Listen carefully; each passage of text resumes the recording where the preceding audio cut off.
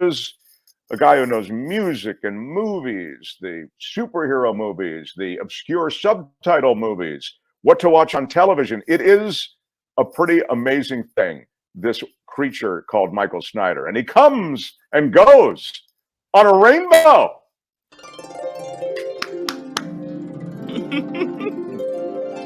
A muted rainbow, but a rainbow. He's Michael Snyder, everybody.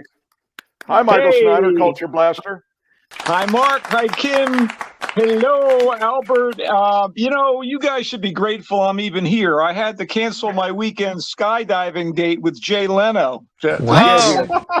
Come on, he's topical. Michael Snyder with the Jay Leno thing. Just happened. Speaking of topical, as of last Sunday, the celebration of the Lunar New Year on the Chinese calendar has begun. It's the year of the rabbit. In other words, the hair is apparent. And I don't know, are we supposed to vigorously procreate or just eat lettuce and carrots? I really don't know. But anyway, I want to wish. Apparently, Albert thinks it's the former, not the latter. I want to wish each and every one of you a happy and prosperous New Year, and get ready. The big annual Chinese New Year parades in San Francisco and Los Angeles are coming, complete with the giant golden dragon, Gumlung, which sounds like a symptom, but is actually the dragon's name. Tomorrow, Saturday, January 28th in Los Angeles is Chinatown, and next Saturday, February 4th in San Francisco's Chinatown. The bunny rules. I love the Chinese New Year parade in both cities, and so I wanted to give them a little love, and particularly after this past weekend's Lunar New Year tragedies. It's a time of renewal and joy. So let's move on. That's a really great sentiment. Yeah, very, very good. So what do you have for us today, Culture Blaster? Well, Oscar nominations are out, and I know one thing we can all agree on: mistakes were made. No, anyway, the big one in my book, awarding Oscars. So let's not even go there, and instead talk about. You're right. You and I agree. It's ridiculous, but they do it. So. Yeah. I know.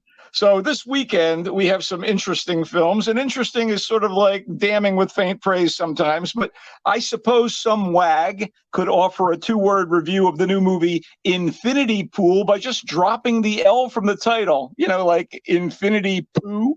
But I am not that wag.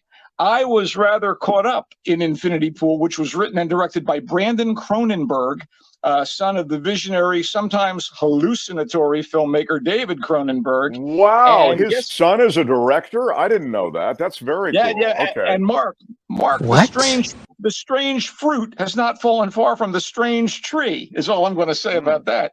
There is a very bold concept here. James and M, a failed writer, and his well-off mate are at a fancy seaside resort where they meet an adventurous couple, small-time actress Gabby and her lover, whose invitation to leave the resort for a picnic results in a tragedy.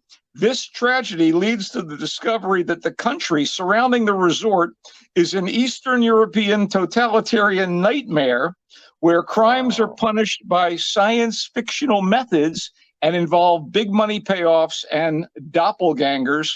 Soon, the seductive Gabby draws James into a circle of wealthy tourists whose behavior becomes increasingly bizarre, and things go way off the rails for all involved, especially James. Sounds like a great premise. You like the movie? Well, Infinity Pool, right? It's challenging and loopy and a little infuriating, but it's fascinating to watch thanks to this mad inspiration of Cronenberg's concept and the commitment of the performers involved, especially Alexander Skarsgård as James and Mia Goth, my horror sweetheart, as Gabby. Watching Goth sink her teeth into like unhinged roles, would-be porn star Maxine in X, frustrated 1918 Texas farm girl Pearl in Pearl, and now Gabby in Infinity Pool has been one of the joys of movie-going for me this past year. And there is such a rich load of weirdness to be mined here, although it gets increasingly disjointed and convoluted. But ultimately, Infinity Pool is an impactful bummer filled with dread and questions of identity and the always welcome skewering of the idle, privileged, amoral, decadent rich. Infinity Pool is in theaters.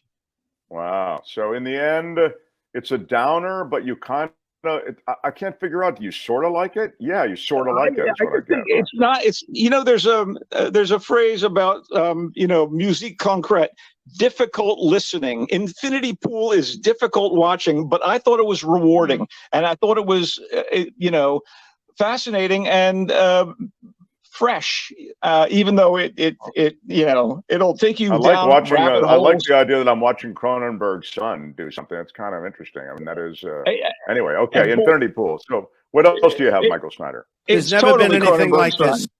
It's starting to feel like an annual tradition that Jennifer Lopez will be headlining a Formula rom-com wherein love and happiness don't come easy, but a happily ever after seems inevitable. Shotgun Wedding is this year's J-Lo joint, coming in the wake of the mediocre and all too unamusing George Clooney, Julia Roberts tropical rom-com Ticket to Paradise. Shotgun Wedding seems tolerable by comparison, but just barely the mediocrity. Anyway, Shotgun Wedding attempts to wed a rom-com to an action movie. I'd suggest an annulment.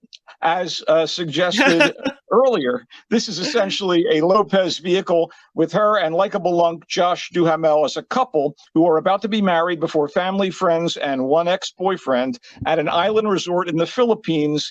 To provide more conflict than the usual in-laws or insufferable trope, there are modern-day pirates in the area, and they would be among the worst wedding crashers imaginable. So in order to buy this, you would need more suspension of disbelief than I am capable of, and I am a fan of comic books and superheroes.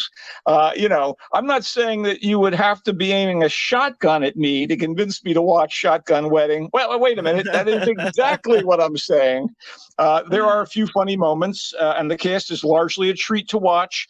The likes of grin-inducing Cheech Marin as J-Lo's businessman dad, the grande dame of daffy cluelessness, Jennifer Coolidge as Duhamel's mom, and scene thief Darcy Carden from Good Place and Barry is also here, as is Sonia Braga as J-Lo's mom, and Lenny Kravitz as the ex-boyfriend who came to the nuptials. But the script and plotting are klutzy. As much as I admire the voice, a bombshell beauty, and acting skills of Ms. Lopez, who was, for instance, awesome opposite the dapper Clooney in the sexy heist movie Out of Sight, I am no Jenny from the Blockhead, and thus I did not need an hour and 40 minutes of this. One more thing, there is a surprising amount of offhand violence, as in, spoiler alert, dead bodies. In other words, as much as Shotgun Wedding is Shotgun Wedding is couched as a romantic romp with some of these comic situations, but yikes, okay? Anyway, Shotgun Wedding is on Amazon Prime. You never know where you're going to find romance, Kim. Maybe it's under a dead body in Shotgun. Yeah, perhaps. Okay, speaking of disappointing comedies with relationship strife and families in conflict, You People. This is a rom-com about the trials faced by an interracial couple in contemporary Los Angeles when their families and culture clash get in the way. It has some enjoyable moments, but sinks into formula halfway through, diminishing a promising start that's full of verve and wit. Maybe because the primary adversaries in the movie are amongst its assets. Jonah Hill as Ezra Cohen, a corporate drone white hipster who moonlights as a podcaster on racial issues, and Eddie Murphy as his potential father-in-law, Akbar Mohammed, a black Muslim with a deep distrust of whitey, especially if we're talking about a white Jew who wants to marry his daughter, Amira. So essentially, this is Guess Who's Coming to Dinner at Roscoe's Chicken and Waffles, which, by the way, is a location. It's a location in You People. What else is good about You People? Okay, yeah. Julia Louis-Dreyfus and David Duchovny play Ezra's clueless liberal mom and dad.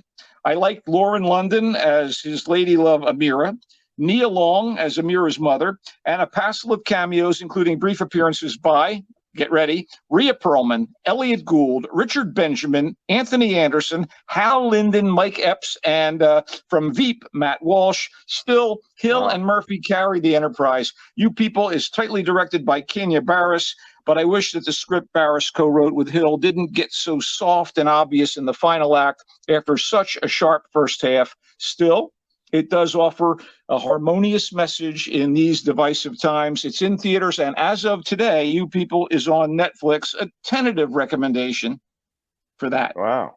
Oh, that's good, because I saw a couple of clips shown on talk shows or whatever, and it looked pretty funny. I have to say, the dialogue seemed funny, and the situation is, you know, as you say, it's Look Who's Coming to Dinner. I mean, it's a very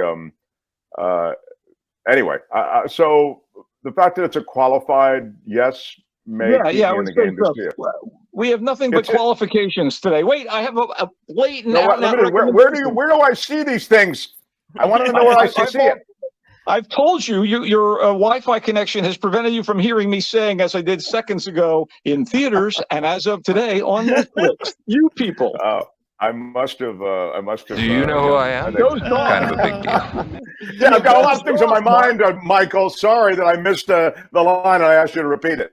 Thank you for not making fun of me. Okay. As gentle and vivid a portrait of adolescent friendship as you could imagine, here's my big recommendation, Close, one of my top 12 movies of 2022, finally getting theatrical release in places other than New York and Los Angeles. Close mimics cinema verite style as it looks at the lives of two 13-year-old Belgian boys whose devotion to one another is tested by peer pressure and changing interests. When a new school year begins, the shift in the kids' rapport seems subtle at first, only hinting at the heartbreak ahead. With a very painfully intimate point of view and emotional impact, it's no wonder that it won the Grand Jury Prize for director and co-screenwriter Lucas Don't at this past year's Cannes Film Festival. You know, the homoerotic subtext aside, Close is a very powerful look at the sometimes brutal effects of offhand cruelty in the schoolyard and the way cliques can break hearts and create outcasts. It's in theaters. Close is an experience. And shall we wrap up? Let's wrap up with one shorty here. Yeah, go ahead. Yeah. Successfully managing to be an upsetting, nail-biting, and scary real experience, the French thriller Compromat is, and here it comes, based on true events. Mathieu is the head of a branch of the Alliance Française French Language and Culture Organization located in the Siberian city of Irkutsk. His marriage is on shaky grounds, but he's determined to be the best father possible to his beloved daughter. And then he's accused of heinous crimes and becomes the target of Russia's secret police, the FSB, which is the latter-day version of the KGB. You know, as villainous as the Russian bear has now become on the world stage so many years after the fall of communism, Compromat has a topicality and relevance about the country's descent into totalitarianism under Vladimir Putin. The compelling French actor Gilles Lelouch plays Mathieu, whose French elan and liberal attitudes anger the locals and trigger the accusations. Facing prison or worse when the French embassy fails to help him, Mathieu is desperate for a way out, but who can he trust to help free him? Compromat is directed and co-written by Jérôme Salle. Zut alors, Jérôme, you did a good job. It's in French and Russian with English subtitles. Compromat in theaters and also streaming on demand. Compromat. Oh, I actually am intrigued by that, but why did they arrest him to begin with? They accuse him of crimes, which I will not detail, so as to not ruin your enjoyment. So as to not ruin the experience. Thank you. That's very good. Very exactement, as we say in French, Mark. Did you like it, Compromat? Yes.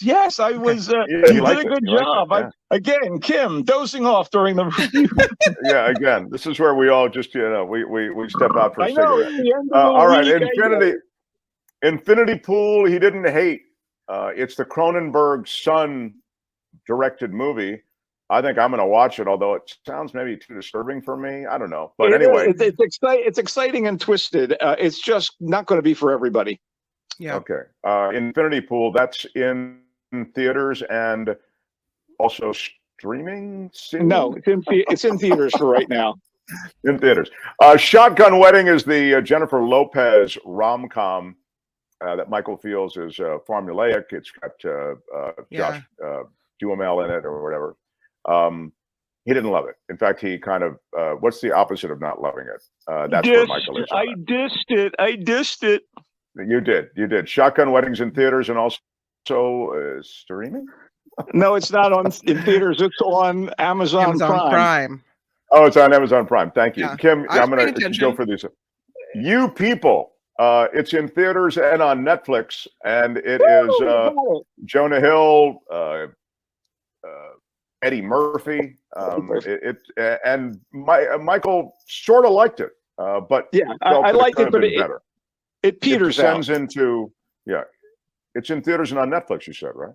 No, it's in theaters and on Netflix. Okay. As opposed to in theaters and on Netflix.